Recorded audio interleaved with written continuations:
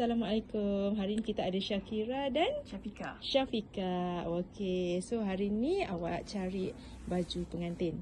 Betul? Okey, so far boleh kita minta sedikit feedback setakat kita punya urusan untuk hari ini? So far semua okey lah. Harga pun berpatutan.